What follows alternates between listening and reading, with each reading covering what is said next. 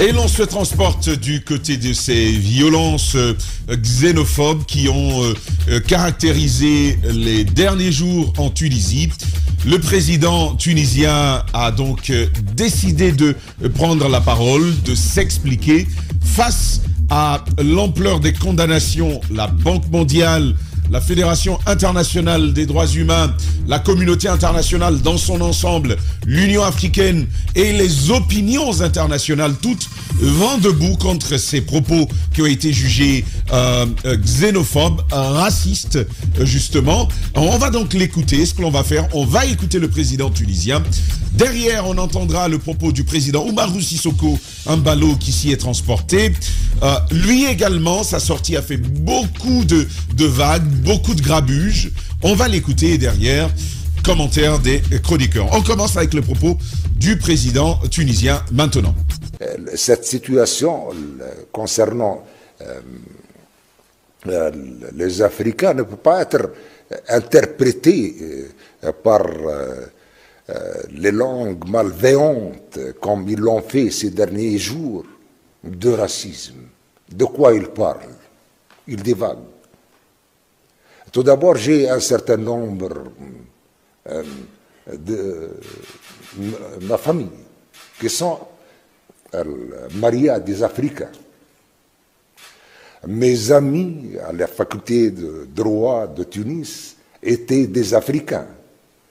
Un voisinage historique avec les cadres et les agents de la Banque africaine de développement en Tunisie, lorsque l'ABAD s'est installé en Tunisie pendant un certain nombre de temps. Un voisinage extraordinaire. Nous vivons comme des frères. Mais ce qui est inacceptable, c'est de voir ou interpréter des propos pour nuire à la Tunisie, pour nuire avec un certain nombre d'États africains.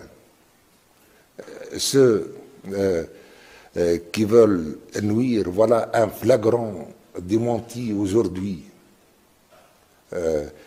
à l'occasion de votre escale pour leur dire: mesdames et messieurs, vous vous trompez d'adresse et de personne.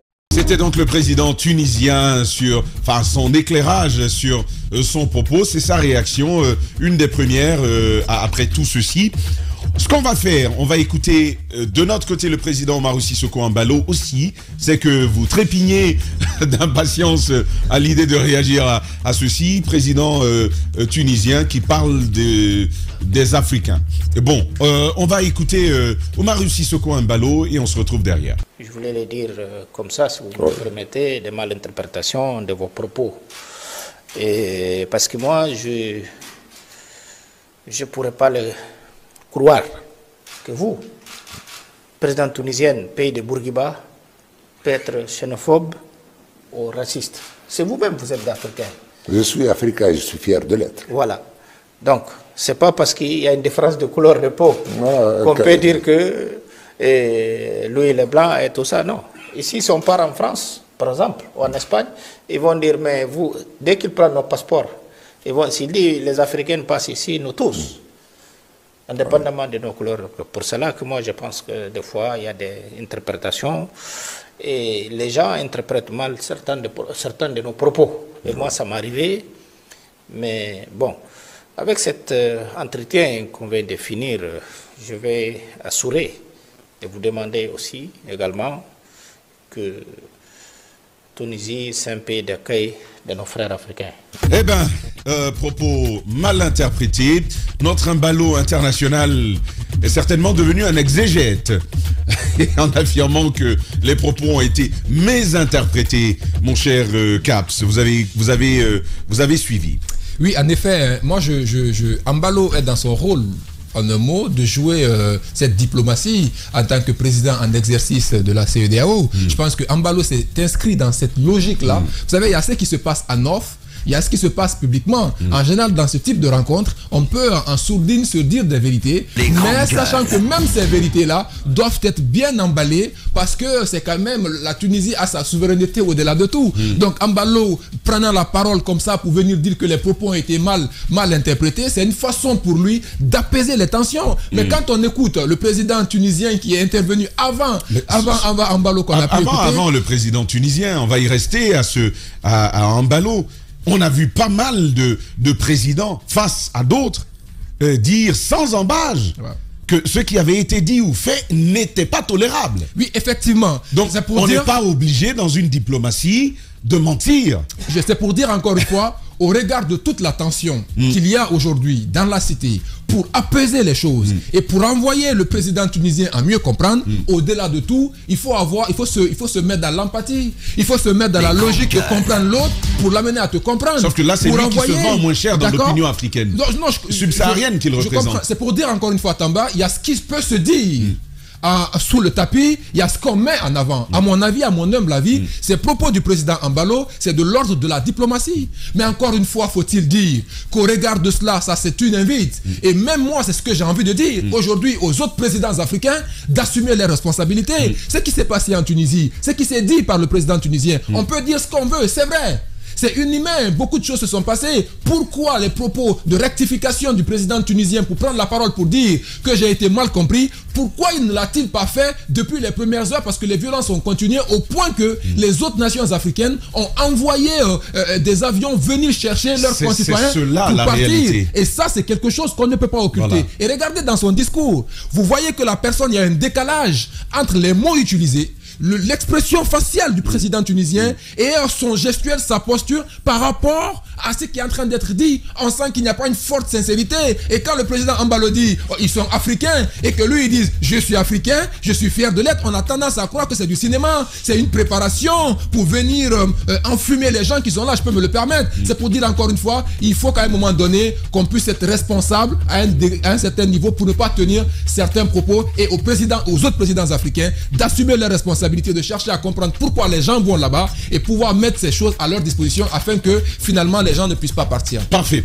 On va donc marquer cette pause avec le propos de Caps, de coach Caps. Vous l'avez bien vu dans son décryptage entre le dire et les mouvements corporels, la gestuelle, si vous voulez, le non-verbal. Merci coach. On va marquer cette petite pause et l'on se retrouve dans quelques minutes pour enchaîner avec d'autres sujets. Vous entendrez Ali Touré ce matin. Si tout va bien, vous entendrez Charlotte Dipanda et beaucoup d'invités de notre coach Caps. J'ai envie de dire, il a rameuté la cavalerie. Vous les verrez ici même dans nos locaux et ce sera sur le fil des dernières parties de cette émission. À tout à l'heure. Et bien voilà, nous revenons en studio, nous poursuivons ce débat. C'était Caps qui avait la parole. On y va avec vous, Daouda, mon cher. Vous avez certainement tout suivi, ces deux sorties et d'ailleurs ces bouts d'intervention qui ont été publiés il y a quelques instants, diffusés il y a quelques instants sur nos antennes. Président tunisien et à ses côtés le président Oumarou Sissoko Embalo. Oui, j'ai suivi. Il faut déjà comprendre que Embalo il se bouge enfin, parce qu'on a dénoncé ici la CEDEAO plutôt prompte à se réunir pour prendre des sanctions contre des pays, mais pas prompte à se déplacer pour aller sauver des vies, et comme cela se passait du côté de la Tunisie. Mais il a quand même été, il faut le dire, par moments courageux d'insister auprès de Caïs qu'il reconnaisse qu'il est africain. Qu'il reconnaisse qu'il est africain, que cela soit de façon sincère ou pas. Mais où est le courage? Non. Où est le courage? Non. C'est quand même surprenant, Daouda. Où est le courage? Non, c'est un courage quand même. C'est un courage qu'il le ramène à cela. On l'aurait mordu, on l'aurait frappé. Qu'il le ramène à cela, qu'il le fasse dire qu'il est africain. Parce que dans son aventure, Caïs, dans son aventure... Le courage, c'était Sékou Touré. Dans ce qu'on a entendu déjà, oui. C'était Thomas Sankara. Oui. C'était Patrice Lumumba. Oui. Ça se jouait sur la vie. Oui. Ici, il n'y a aucun enjeu. Je suis bien d'accord. Il n'y a pas d'enjeu, c'est vrai, mais à écouter quand même Caïs, quand il dit les Africains, et puis il dit j'ai des amis africains, déjà il n'est pas africain. Dans sa tête, il n'est pas africain. Donc, ce petit mot, ou cette petite expression de Ambalo à dire, c'est pas parce que vous avez la peau blanche que vous allez vous extraire de l'Afrique. Vous êtes africain parce que quand on ira en Europe, en France par exemple, on présente nos passeports, on va dire les Africains, nous serons tous de même côté. Je crois que ça, déjà, c'est le ramener à reconnaître qu'il est africain. Donc, vouloir dire que c'est une politique qui cherche à changer la démographie, composition démographique de la Tunisie. En fait, Daouda, le souci, c'est l'excuse qu'il lui trouve. Oui, non. Je crois que on ne peut pas être plus avocat que ce que Ambalo fait. On a déformé tes propos. Non, c'est que moi j'ai compris. En tout cas, ce que j'ai suivi, sans prendre en compte, sans voir Ambalo, mais ce que j'ai entendu, ce que j'ai vu, c'est que le monsieur s'est présenté comme pas un Africain, mais Ambalo le ramène à se reconnaître africain, mais à appuyer, parce que là où il a quand même dérangé, c'est quand il dit moi-même mes propos ont été par moments mal interprétés. Sinon, quand Kaïs dit qu'il y a eu de la mauvaise interprétation de ses propos, mais cela n'a pas quand même empêché que des subsahariens soient victimes de violences sur son sol. Et qu'ils ne sortent pas pour condamner cela, pour arrêter, ces violences sur les subsahariens. Il a laissé continuer. Ce sont des Tunisiens qui sont identifiés, qui sont connus, qui ont commis des violences sur des Africains. Mais aucun n'a été arrêté, mais plutôt des Africains, des subsahariens qui sont détenus dans des prisons parce que par moment, ils ont voulu se protéger. Ils ont voulu se protéger, ils se sont retrouvés en prison. Et on attendait quand même un mot de condamnation. De condamnation de la part de la CEDEAO. De la part de la CEDEAO. Par rapport à ces violences. Et même on n'a rien entendu. On n'a rien entendu de ce côté. Il n'y a pas eu de condamnation. C'est Kaïs qui dit que ses propos ont été mal interprétés. Il n'est pas ressorti derrière pour inviter ces citoyens, ces Tunisiens à arrêter les violences sur les subsahariens parce qu'il a déjà jeté l'anathème sur ces populations, sur nos concitoyens pour dire que ce sont des Africains, des migrants. Je peux comprendre quand il utilise le terme de migrants clandestins, c'est partout. On n'est pas encore dans cette dynamique chez nous pour aller contre les migrants clandestins. Sinon, ils sont chez nous, ils viennent dans les mines, ils sont dans d'autres activités. Mais on n'est pas encore à cette étape. Mais quand il le dit, il a déjà jeté en pâture ces personnes, ces citoyens. Parfait. Mais il n'a condamné aucun Tunisien. Et les violences continuent encore en Tunisie. Il pense que ses propos ont été mal interprétés. Mais je crois que il a trouvé quand même à qui s'adresser que cela passe. La poupée de Bissau. La poupée de Bissau. Tu nous sors ça d'où? D'accord. Et Jacques, c'est le même avis sur la poupée de Bissau? Daouda. C'est pas possible. Mon micro. Pardon. Voilà, il faut mettre mon micro. Mais heureusement, il a terminé par là. Je sais pas, il avait voulu maquiller au départ. Il voulait jouer du Ambalo dans Daouda.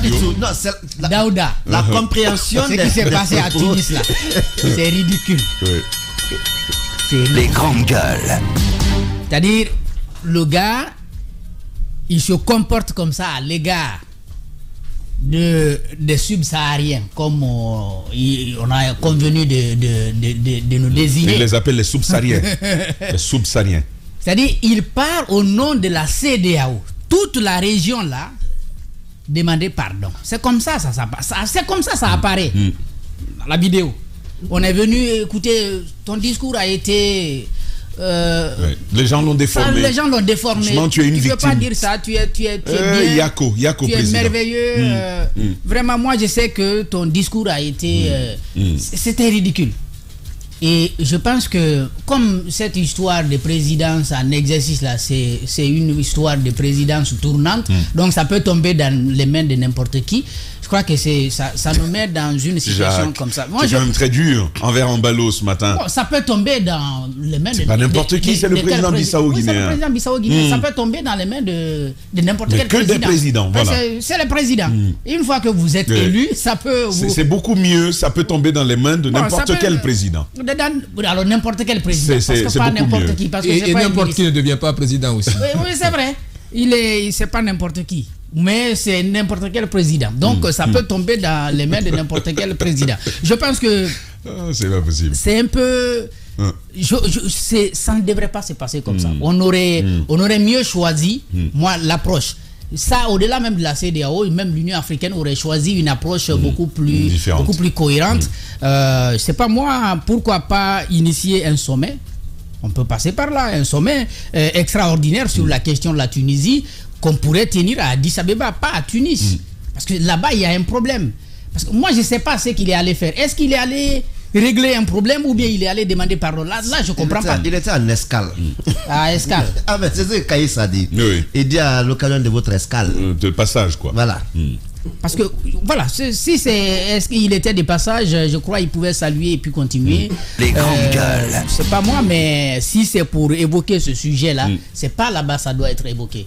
C'est un problème. Ouais. La Tunisie est un problème, est une partie du problème. Vous ne pouvez pas aller évoquer ça là-bas. Vous pouvez évoquer ça à Addis Abeba, pourquoi pas, mais vous ne pouvez pas au nom de... Parce qu'il a parlé au nom de toute la région ouest-africaine. Et si vous voulez, les victimes sont en majorité ouest-africaines. Si vous allez comme ça porter la voix de tout le monde alors que on aurait aimé entendre des excuses de la part du président tunisien, jusqu'à aujourd'hui, il n'y en a pas. D'ailleurs, il ne reconnaît pas avoir tenu ce discours alors que tout le monde l'a écouté. Et au-delà du discours, il y a eu des actes. Les autres l'ont rappelé au moment où il y avait ces violences-là qui étaient perpétrées par des Tunisiens. Il n'y a pas eu d'actes, il n'y a pas eu d'arrestation, il n'y a pas eu de dénonciation. Et ça a continué sur une longue période. Il y a eu quand même des rapatriements qui ont été faits. En effet. Parce que la Côte d'Ivoire, la Guinée... Le discours a été... c'est pas moi manipuler ou faire comme non, c'est pas juste quoi. Pas juste voilà, ridicule. C'est les mots de Jacques en tout cas. Mohamed Mara, vous avez également suivi cette sortie de Embalo du côté de Tunis. Ça vous inspire quoi finalement? Les grandes gueules. Franchement, je pense que le président Bissau-Guinéen aurait pu nous faire l'économie de ce cirque. Moi j'ai vu simplement un bouffon, tout simplement, comme dans une sorte de cirque, tentant de s'extirper des ficelles de la marionnette qu'il a été simplement dans cette histoire. Moi je suis outré.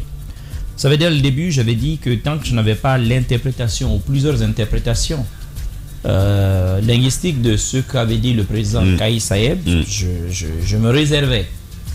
Mais j'ai écouté tellement de choses, j'ai lu des Tunisiens, y compris des amis. Mais ce qui se passe en Tunisie, je continue encore de le croire que ce n'est pas l'œuvre de la majorité des Tunisiens. Il y a des personnes formidables dans ce pays. En effet. C'est un des pays historiquement fondateurs de l'Union africaine, de l'OUA d'ailleurs d'abord, ensuite de l'Union africaine, et qui a une histoire assez forte avec le reste du continent. Et je continue de croire que cet homme, qui a quand même été perçu comme un homme absolument intègre, et vu la grande corruption qu'il y a dans la classe politique tunisienne, je continue de croire qu'il a échoué quand même quant à son bilan économique. Et que c'est ce bilan qui est en train aujourd'hui de causer tous les troubles auxquels on est en train d'assister. En effet. Il est malhonnête. Il est malhonnête de sa part de vouloir créer un problème qui n'existait pas. C'est une fuite en avant. C'est vrai que les Noirs, partout où nous passons, nous sommes indexés, nous sommes stigmatisés. C'est une réalité. En Asie, on n'est pas bien traité. Et bizarrement, les rares pays ou les rares continents dans lesquels nous pouvons même porter plainte pour racisme, c'est ceux-là qui nous ont le plus maltraités dans l'histoire, c'est-à-dire les Blancs. Mais c'est des pays dans lesquels où vous n'osez pas vous assumer comme raciste. Tu ne peux pas t'assumer comme raciste en France ou aux États-Unis ou en Grande-Bretagne. Mais non, mais tu vas tout y laisser. Si et encore moins dans les pays d'Europe du Nord. Au Maghreb, c'est connu. On connaît les rangs qu'on a alloués d'office aux populations noires. La malhonnêteté du président Kais Saied quand même va très loin. Il aurait suffi que vous écoutiez tout le discours pour être révolté. Bizarrement, j'ai été plus révolté en écoutant par le discours, en écoutant l'intégralité, que par tout ce qui avait été dit avant. Honnêtement, il y a beaucoup de violence dans ces mots, même quand il essaye de s'expliquer. Il va jusqu'à dire qu'il y a des Africains dans ses cours de droit constitutionnel. Des Africains. Il va jusqu'à dire qu'il reçoit des enseignants africains chaque année là-bas. Et ainsi de suite, qui viennent enseigner en Tunisie. Dans sa famille, il y a des gens qui ont épousé des Africains. Des Africains. Mais il y a beaucoup de mépris dans ses propos. Il y a beaucoup de violence dans ses propos. Lui-même, il est quoi? Je pense que ce sénile, il était bon, normalement à son âge. Soit il était bon dans un asile, soit il était bon dans une maison de repos. Je pense qu'il était bon dans une maison de repos. Non, je pense que lorsque l'intelligence commence à se détraquer, attention, l'âge n'est l'ami de personne. L'âge n'est pas l'ami de quelqu'un. Surtout quand vous êtes dans la politique, c'est un milieu cynique. Ces gars-là, vous ne pouvez pas savoir aujourd'hui exactement qu'est-ce qui a provoqué ce déclic chez lui. Vous savez, le raciste rarement se reconnaît raciste. C'est comme l'ethno. La plupart des gens ethno que nous connaissons, c'est eux qui disent dès que tous mes amis sont malinqués. Il va te dire j'ai épousé une femme de la forêt. Il faut se méfier de ces gens-là. C'est des ethnos. Kais Saied. Et puis, ce qui me surprend chez Embalo, ce garçon-là, qu'est-ce qu'il fait courir? Qu'est-ce qu'il fait courir? Bon sang, qu'est-ce qu'il fait courir? C'est quoi cette logorée, cette diarrhée verbale qu'il a à vouloir s'exprimer sur tout, partout, n'importe où, n'importe comment? Il est allé en Ukraine, ne l'oubliez pas. Et puis à Moscou, comme s'il partait régler la guerre entre les deux puissances. Il parle au nom de la Guinée-Bissau. Il ne faut pas qu'il parle au nom de la CEDEAO. Dans l'affaire de la Russie, Ukraine là. Faut pas nous créer des problèmes inutiles. Au nom de Jésus, je rejette ça. On n'a rien à voir avec ça. Il ne parle pas au nom de l'Afrique, il ne parle pas au nom de l'Afrique de l'Ouest. Ce qu'il va chercher en Ukraine et en Russie, c'est pour lui.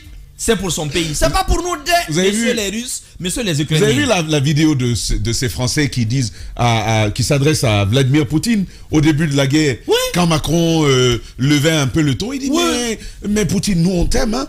On aime la vodka, on aime la Russie. Embalo aime s'exprimer sur tout. Pour un chef d'État, je trouve qu'il est un peu bavard. Pour un chef d'État, je trouve qu'il n'est pas très mesuré. Et surtout, la diplomatie, ce n'est pas son fort. Au moment où la Fédération internationale des droits de l'homme fait quand même une sortie tonitruante. Il dit Tunisie, criminel et meurtrier, les propos racistes du président Kais Saied marquent une nouvelle étape dans la dérive autoritaire du régime. Ça, c'est le titre. C'est rarement où vous pouvez voir ce genre de titre. Mais venant de ces Embalo, il parle peut-être arabe mieux que les autres. La Banque mondiale. C'est ça, parce que pour dire que ça a été déformé, il faut avoir une certaine qualification. Non, admettons que ce discours-là, que ce discours a été sorti du contexte. Parce que le contexte peut toujours expliquer mieux les propos. Ok, mais les politiques qui ont suivi après, cette chasse à l'homme, vous l'avez vu arrêter des Tunisiens pour dire vous avez blessé des Noirs. Vous avez brimé des Noirs, vous les avez vus répondre devant les tribunaux. Et la Banque mondiale, tu disais? Je parle de la Banque mondiale aujourd'hui qui sanctionne. Moi, je suis purement et simplement aujourd'hui pour une expulsion, ne serait-ce que temporaire de la Tunisie, de l'Union africaine. Dans ce cas, une suspension. Une suspension. Le temps que la Tunisie...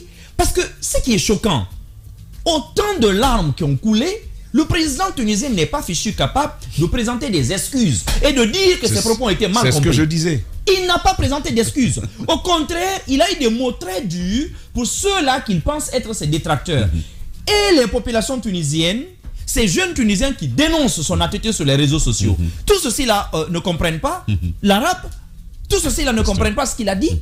Les organisations internationales qui le critiquent, ces gens-là ne comprennent pas pourquoi cette chasse à l'homme. Pourquoi les entreprises vont jusqu'à faire circuler des notes pour dire aux Africains, désormais, à partir de demain matin, vous venez tous avec vos papiers. Si vous n'êtes pas en règle, vous êtes changés. Et si vous ne vous présentez pas, on va vous remplacer progressivement parce qu'ils savent.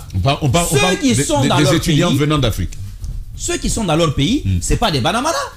C'est des gens qui ont des têtes bien faites. Les jeunes Africains qui y vont, ils vont d'abord pour étudier. Souvent, et ils sont nombreux, ceux-là qui terminent major. Souvent, ce sont de bons cerveaux. Non, ils sont nombreux d'ailleurs, ceux qui se terminent major de leur promotion, que ce soit au Maroc, ou en Tunisie, ou en Algérie. Mais le monsieur ne présente pas d'excuses. Il a heurté, pas qu'un continent, toute une race. Et au-delà de la race noire, il a heurté le monde entier. Mais non, Embalo va lui servir. Un bon serviteur servile, il va lui servir les arguments pour se défausser et surtout pour attaquer à nouveau ceux qui pensent être ses détracteurs. Je trouve que cette sortie du président Embalo en tant que président de la CEDEAO, il aurait pu nous faire l'économie de cette sortie. En effet. Il pouvait simplement passer son chemin parce qu'il n'est pas concerné. Je continue de croire que dans sa tête, la Guinée et la Côte d'Ivoire continuent de trotter, de trôner dans sa tête et de trotter dans sa tête. Parce que ces propos, lisez-les très bien. Lisez-les très bien. Pour une fois, vous savez, Alassane Ouattara, il est quand même soupçonné d'être l'un des parrains, l'un des mentors de Mamadi Doumbouya. On connaît l'antagonisme entre lui et Doumbouya. Aujourd'hui, c'est connu de tous que la Guinée, le Mali et la Côte d'Ivoire, qui semblent proches quant à leur position, demandent et fassent sortir leurs ressortissants de ce pays-là. Et lui il vient tenir un tel discours. Je me demande si le Sénégal, la Gambie ou les Bissau-Guinéens étaient si nombreux, avaient été rapatriés de la même manière par des vols, même des charters, je me demande s'il aurait pu tenir un tel discours. J'ai honte qu'un président africain s'exprime comme un laquais quand il s'agit de notre race. Il faut rapidement rajouter que le président tunisien ne pouvait faire autre chose que tenir ce tel discours quand tous les pays, quand les grandes nations, les institutions de droits de l'homme condamnent tous ces actes-là, il ne peut avoir il aurait pu faire mieux.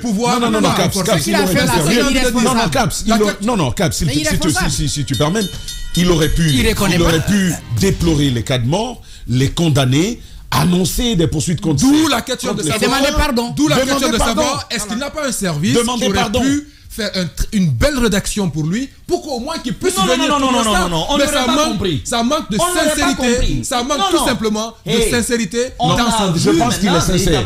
Il a confirmé. Je pense qu'il est sincère. Exactement. Mais peut-être que tu l'as pas écouté. Il confirme. Peut-être que tu l'as pas écouté. Il allait jusqu'à dire que mais pourquoi on le blâme pour avoir fait respecter les lois tunisiennes. Et ben voilà. C'est ça qu'il a dit. Vous comprenez? Et devant Embalo. Bien. Et Sékou Touré. À Monet qui sait. Il aurait dit ça devant Sékou Touré. C'est pourquoi je disais tantôt, les courageux, c'est pas ça. Les courageux, c'est Ahmed Sékou Touré. Sa vie pouvait en être menacée, mais ce qu'il avait à dire, il le disait, comme il le sentait, comme ça venait. Et ben, le beau de Embalo est avec nous dans ce studio. Il va nous dire ce qui s'est passé, bien entendu. Oudi Premier est notre invité tout à l'heure. On va le prendre dans un instant. C'est derrière cette petite virgule. Radio